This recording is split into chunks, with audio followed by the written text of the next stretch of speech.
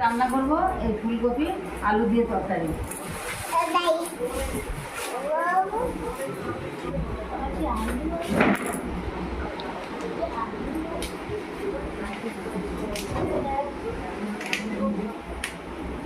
এইটা দিয়ে আজকে বৃহস্পতিবার নিরামিষই রান্না, তো এইভাবে আর বড় বড় করে আলু কাটবো,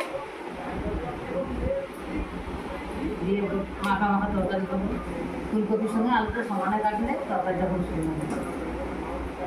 আপনারাও ওইভাবে রান্না করে খাবেন, খুবই ভালো লাগবে, নিরামিষে তো।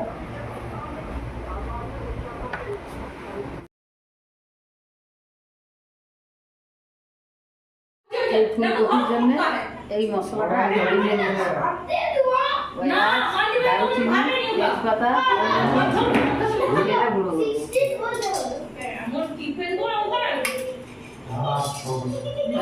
আবার একটু জিরে ঢেলে দিচ্ছি।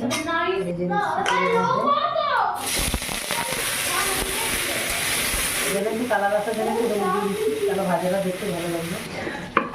কপিটা ভাজা হয়ে গেছে, এবার নামিয়ে নেব।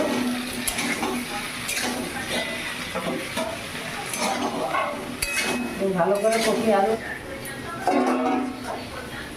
কপি আলুটা ভাজা হয়ে গেছে, এবার ঢেলে দিচ্ছি।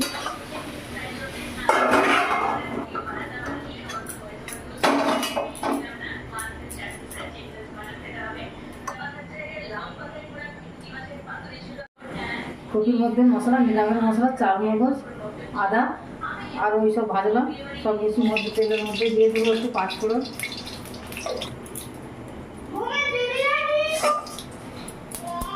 তেলের মধ্যে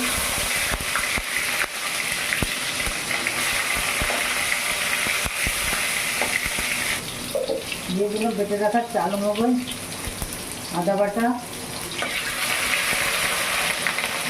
হলুদ, গুঁড়ো লঙ্কা, একটু হালকা জল দিয়ে দিলাম, মশলাটা কষিয়ে নিলাম।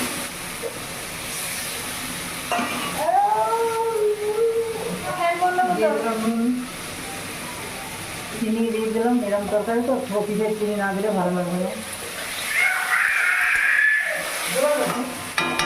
কপিটা তুলে দিলাম।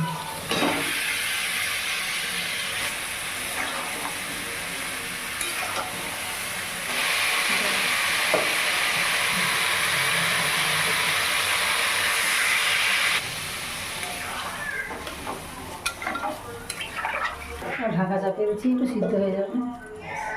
ঢাকনাটা করে দিচ্ছি, আবার নামাবার সময় হয়ে গেছে।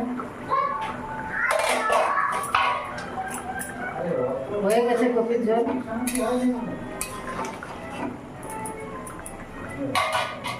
আমি আবার নামাবার সময়টা দিয়ে দিচ্ছি।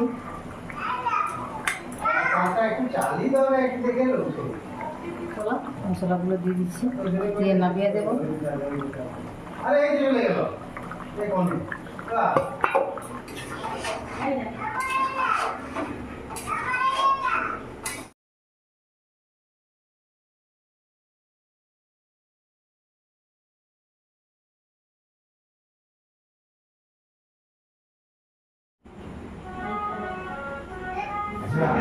আগে যেটা